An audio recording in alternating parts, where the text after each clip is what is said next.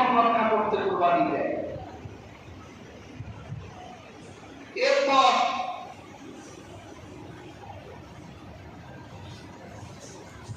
নতুন আত্মীয় হয়েছে, কুরবানি না দিলে ইজ্জত থাকে না, কুরবানি দেয়।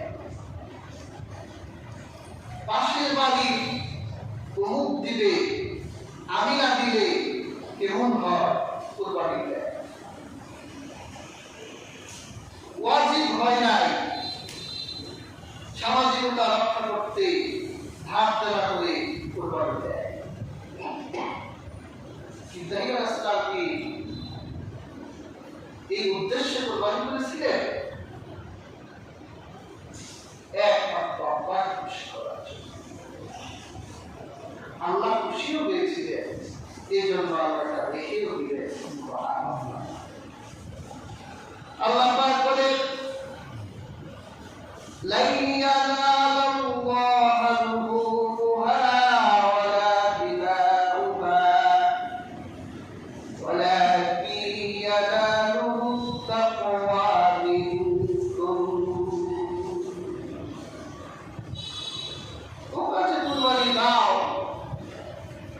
এটা বস্তু আমি নেই না, এটা রক্ত আমি গ্রহণ করি না।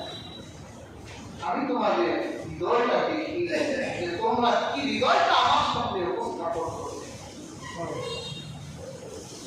যদি তোমরা সামাজিকতা নিয়ে হাজির হও,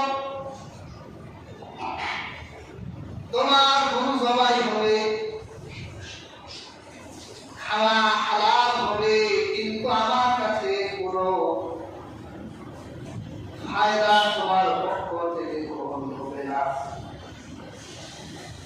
যদি তুমি নতুন আত্মীয়তার সম্পর্ক বজায় রাখার জন্য কুরবানি দাও, বিসমিল্লাহ বলার সাথে সাথে জবাই হবে, কুরবানি হবে না।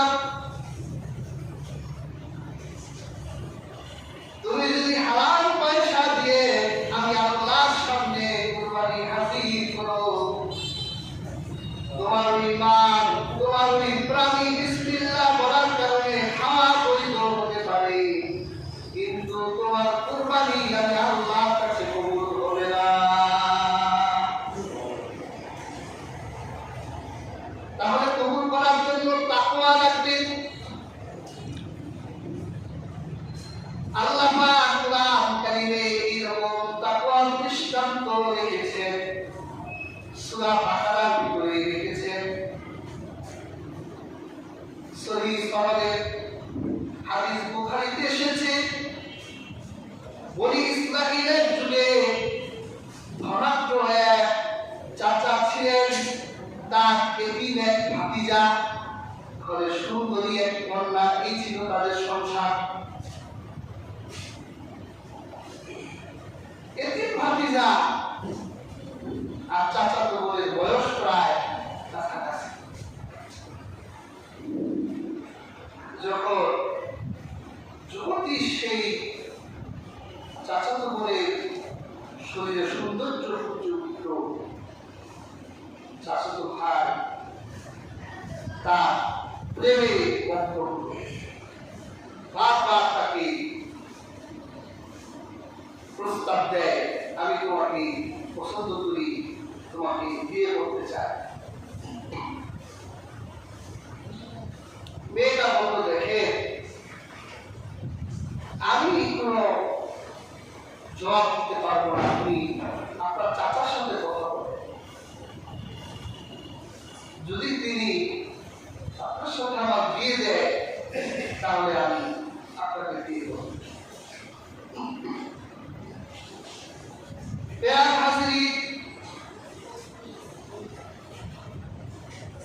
ভাতিজা একদিন রাতের বেলা চাচার কাছে গিয়ে বলল, চাচা আমার দুই দূরে কেউ নাই, আমার মুরব্বী বলতে আপনি, আমার বয়স হয়ে যাচ্ছে, আমার বিবাহ সাথীর জন্য আপনি আমার অভিভাবক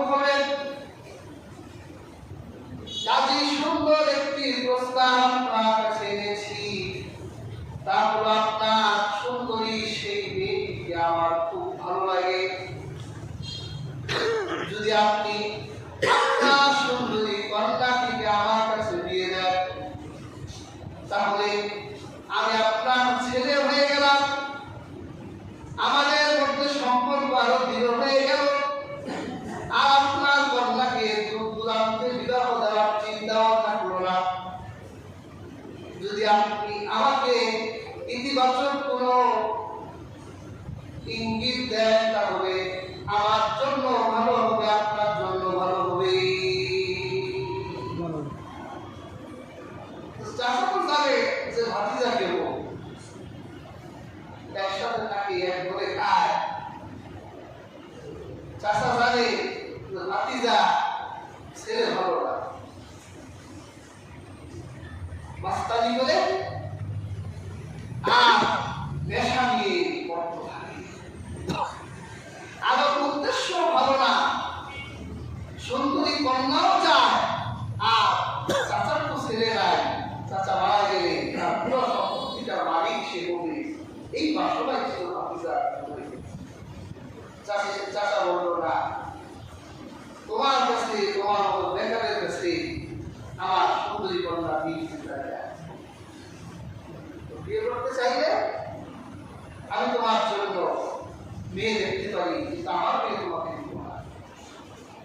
কেউ মানুষ রক্ত গরম হয়ে গেল, আমার কিছু দিতে চায় না।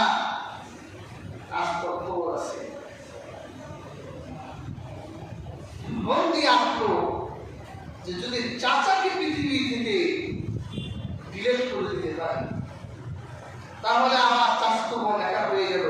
আমি বলে বিয়ে করে চাচার সব সম্পত্তি মাটি হয়ে গেল।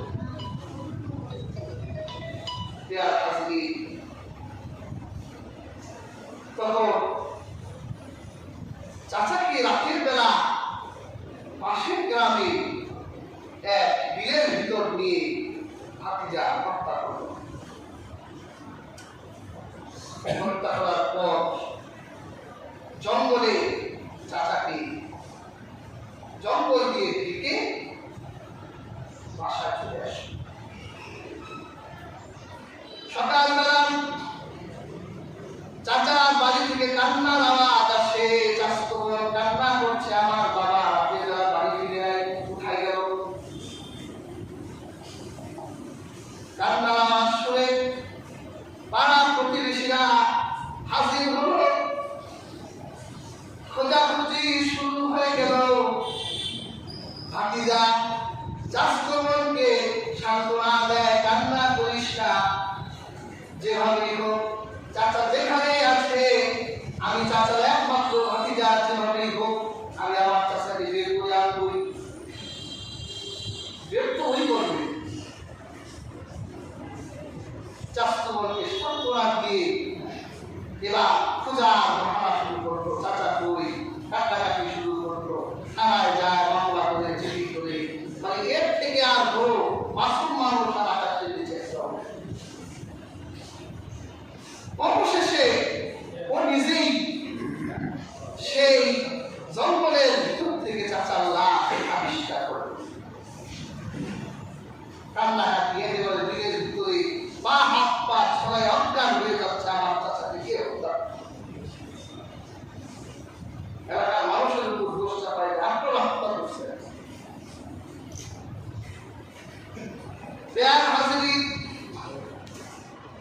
গ্রামের মানুষরা বলল, বাবা দেখো,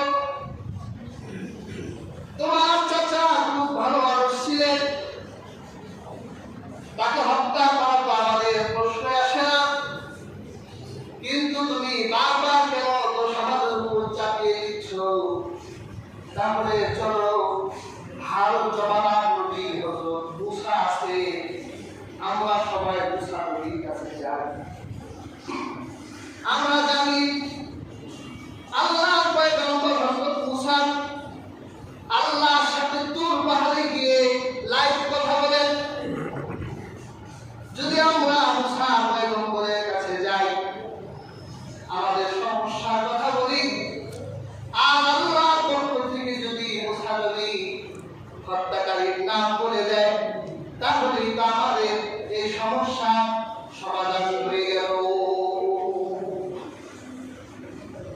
আপনি যা পরিচয় কেমন লাগছে না? আল্লাহ পয়গম্বর কোথাও এখানে গেলে আমি তো